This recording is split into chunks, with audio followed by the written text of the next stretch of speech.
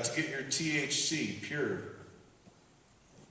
Okay, pure. Something like that.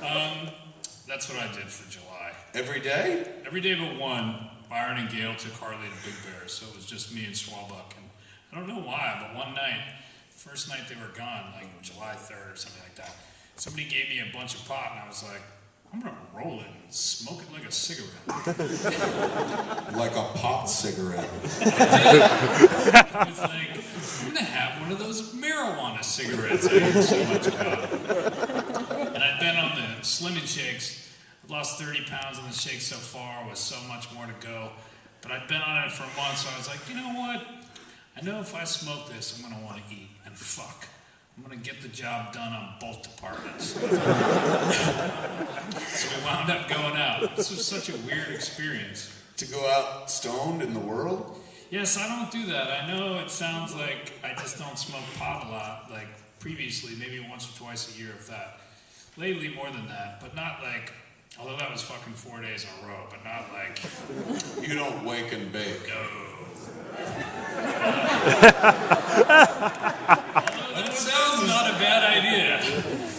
So, I got stoned, and she had a few drinks, and normally if she has a few drinks, I don't drink, so I'm fucking Morgan Freeman and shit, driving Miss Daisy. And I was like, man, we should go out and eat. Where do you want to eat? And she was like, I don't know, wherever you want, it's your choice. You haven't eaten in a month. I was like, yeah, sure haven't. And then we settled on this restaurant called Simon LA, which is at the Sofitel across from the Bev Center. Your contributions to Smodcast. They got this dessert platter. Oh, okay. It's like candy, cookies. I went there for Shay's birthday. Yeah, for Shay's birthday. Cotton candy, cookies. They got like caramel corn. It's like this carnival fucking platter. There's a lot to it. And you wash it down with a fucking milkshake. Pretty damn awesome. So I was like, fuck, I'm baked. That's what I want. And so she was like, well, call a cab. And it was such a foreign notion to me. To like call for transportation? Yeah. Like even when I lived in New York for a brief time, I never really, like, let's get a cab. That's very responsible. Well, there was no choice. If we wanted to go out, it was either that or order off yummy.com and have them deliver food. But I felt like, let's go out. You wanted to go out to a restaurant, yes.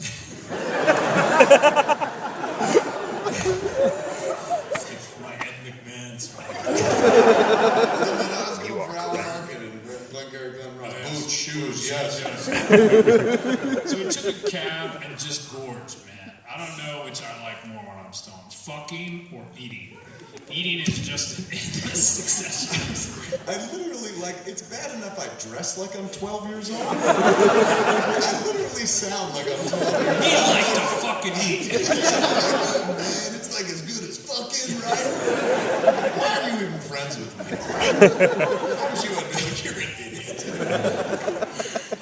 Eating is just like an endless succession. I could see if I was really baked and given a full room of food, I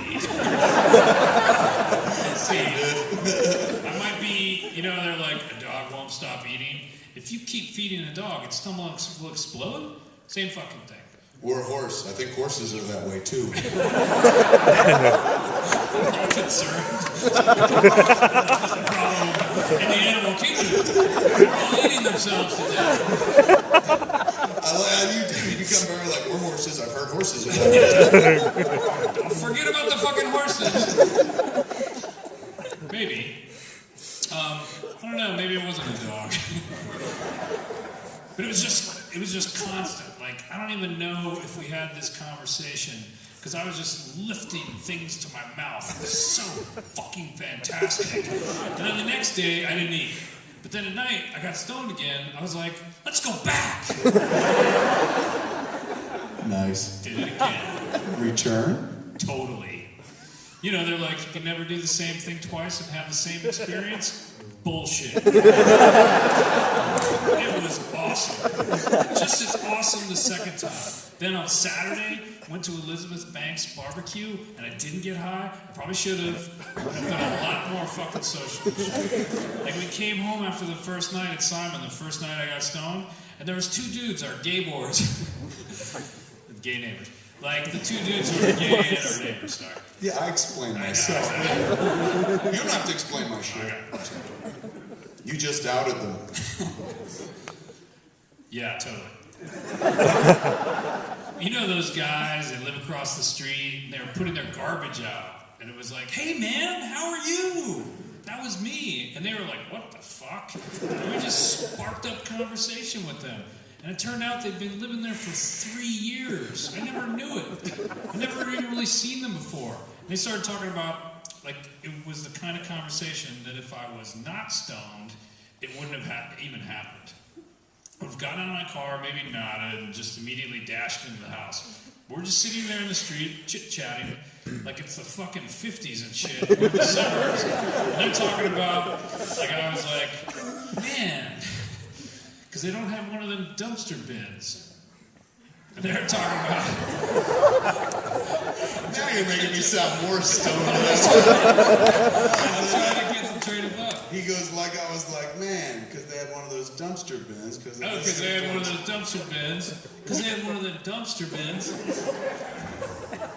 Because I guess all the heavy lifting in this one, man. Because I guess they're doing some work on the house and they're apologizing for that, and we were like, oh, don't worry about it. And they had a porta potty, because usually when people have to work on their house, when people have work on their house, then they put a porta potty, and we were like, oh, years back, we had to redo our whole house after the flood. We had one in front of our house. Don't worry, it's awesome. Where can we get one? You know, joking around and shit. Scott laughs. I didn't even know that was funny, and it probably wasn't. But they started talking about, like, yeah, we redid our kitchen.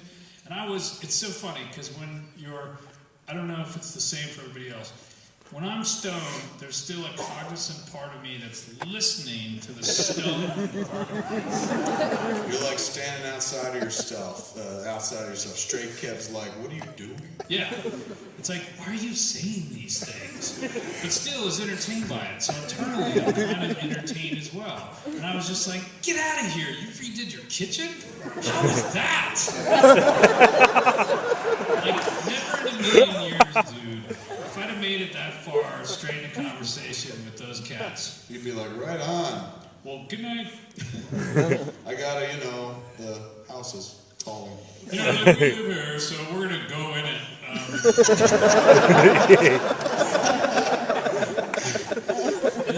And then it led to them, like, something that I would never do straight. The dude was just like, well, because we're just talking about their kitchen for what felt like 5 minutes. With so much excitement. And yes, and I was so fucking feverish about his description of his kitchen. That they invited you in to see it? Yeah. He was like, would you like to see it? And I was like, fuck yes. And went into their house, and there was the cognizant part of me was just like, this could end so badly. Like, this could end like you walk in the door, they could hit you over the head, and you fucking wake up roped to the ceiling and shit, and they're burning us with cigarette lighters. God, entering the door. It's like the most terrifying thing. That's my thing. I just assume the moment you get through a door, whatever badness is going to happen, bums rush. They don't wait. Like, in the movies, they always let them get there, take their pants off, start dancing and shit. Yeah. In my world, no, you walk in, you're like, hello, and like, after years of living there, they're like, finally, our plan has come to fruition. Totally. We normally don't hunt our human prey that's close to home. Who's going to miss them? Or whatever. But they didn't do that. And they actually showed us their kitchen. They did what they said. They showed you the kitchen. And the cherry wood counters. And Jen had a bunch of drinks. So she was just like, she was also, when she drinks, she's very like, oh my God, how are you? Very social and engaging and shit. Way more so than usual. And so she's like, oh, what is that? The counters are cherry wood? And like, even Stone had to stop and be like, you don't give a fuck.